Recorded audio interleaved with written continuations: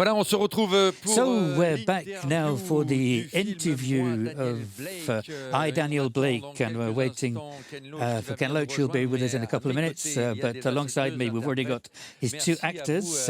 Thank you for being here, Hayley Squires and Dave Jones. And you both have a remarkable performance. I mean, you're extremely touching in this film, very, very moving. I mean, you really touch our hearts. Well done, Paul Laverty, as well. Thank you for coming along. Here's Ken Loach, live. You are back. Ken Loach. Ken Loach de retour. So Ken Loach is back in Cannes, and 2 years ago you were here, and you told us after the shooting of Jimmy's Hall that you were going to retire. You wanted to stop making films. You wanted to spend time watching football and in the stadiums with your friends on TV. Yes. But you're back. What happened? I would rather watch football, actually, but he bullies me. You know, he bullies me. We need a pensioners' liberation movement.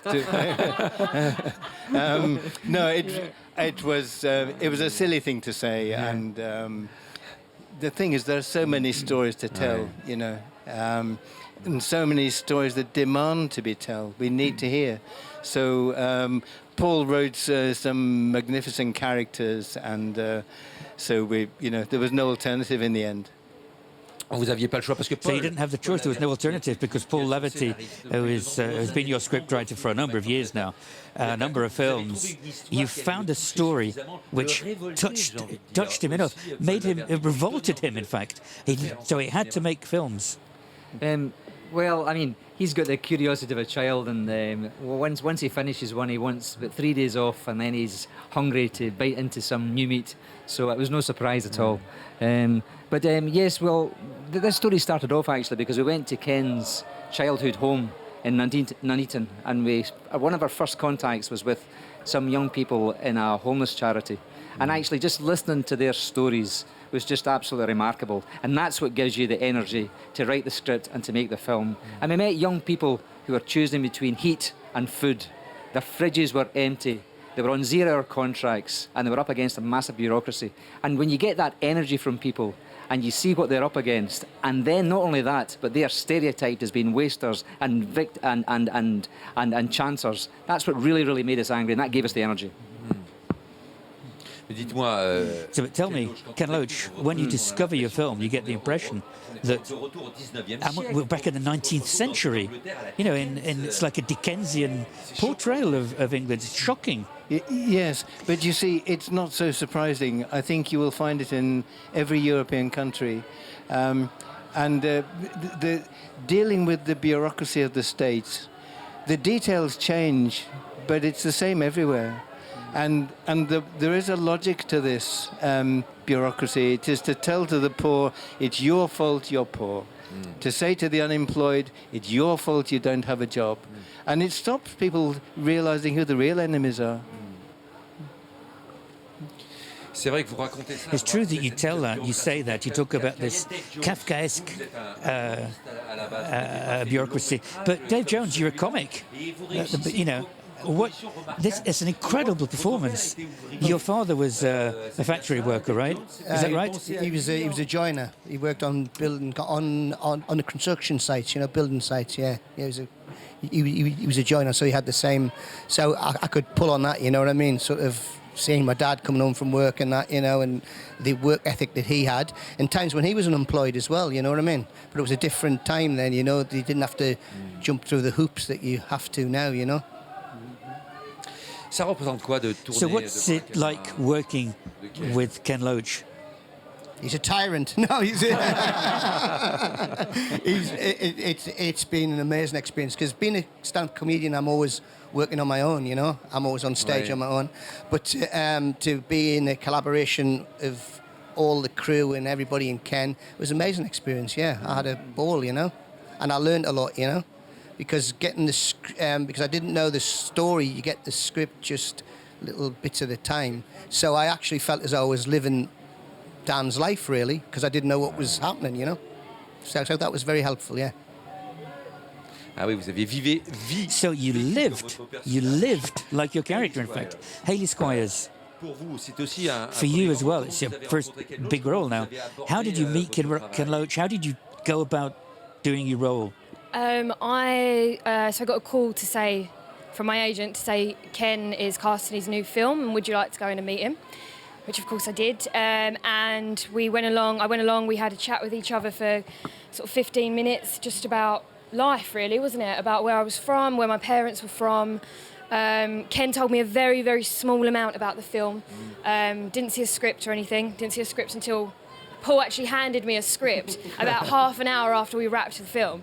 And then from after that initial meeting, then myself and Dave met when we did some improvisations together when Ken was still looking for people. And then we did a kind of final round in Newcastle where I went and met with Ken again, met with Paul, Rebecca, and with Dave, and we did some improvisations. And they kind of partnered us up from there. Yeah, and that was, for me, that was just doing the improvisations in the rehearsal period. That would have been great for me if it never had gone on to do the film, you know. It was just a great experience. And I think we clicked off really well in the first... Yeah, from the beginning we met each other straight away. We were the first, I think you met somebody before me and then I came in and Dave was the first man I met who was in for the part of Daniel. And we did two improvisations, one quite simple, and then one that was kind of a little bit deeper, higher stakes. And you were a bit feisty in that one, I remember. A little bit. They were just conversations though, which was lovely. It was rather than a kind of the word improvisation. Ken said to us, here's the situation and you're just going to have a conversation, let's see what happens. Yeah. Ouais, vous faites souvent travailler vos You comédiens often comme cela. get your actors to work like that, Ken Loach. There's a scene which I'm fascinated by. I wondered where it came from. Was it thought out in advance? Was it written in advance? Because it really sort of blew me away. And I was so moved. And it's in the food bank when Hayley Squires ouvrir une boîte de conserve, opens a can en quelque sorte, ce personnage and sort of opens up this character who's been sort of holding back so much in the film. I was wondering, when did you imagine that scene, that image of the opening the can? Was it in the script? Did it come on the set? Because it reminded me of Chaplin, even, you know. No, it was all written. It should seem as though it's happening in the moment, but no, Paul wrote that, you know. And I think in order to get the architecture of the film right, you know, and the points when people are under such pressure that they do things that they find shameful but driven by necessity, you have to have that planned, and that's all written. But for the actors and for Hayley and Dave, it should be a moment of surprise, really. And for everyone else in the scene, it's a moment of surprise.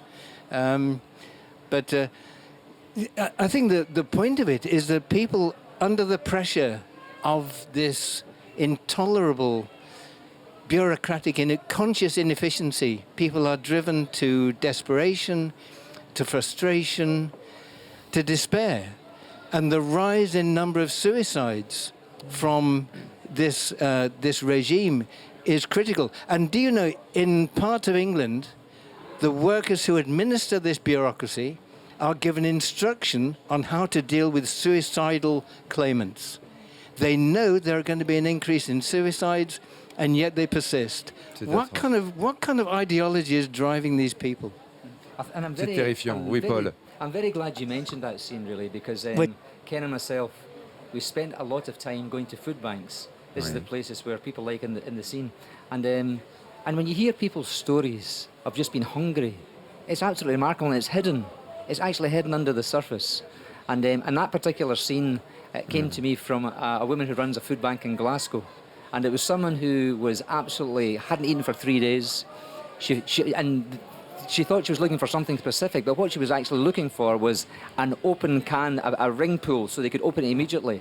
And they were just so hungry they ate it. But what was really so touching for everyone was that a teenage daughter was there and they were humiliated by it. So the scene actually came out of a story I was told in a food bank in Glasgow. But can I just say one thing as well? I mean, there's actually, this is not like some tiny minority. There are actually millions of people now in the UK who are food insecure. I mean, they're not starving, but they're going without food 3 or 4 days regularly. And when they are sanctioned, and this is really, really critical, it's not only the person who is sanctioned, but their family. So children are going hungry. I mean, I've met people who are living off biscuits, giving biscuits to their children. So I mean, it's systematic and it's planned and it's under the surface. And so I'm really, really glad we're talking about it now.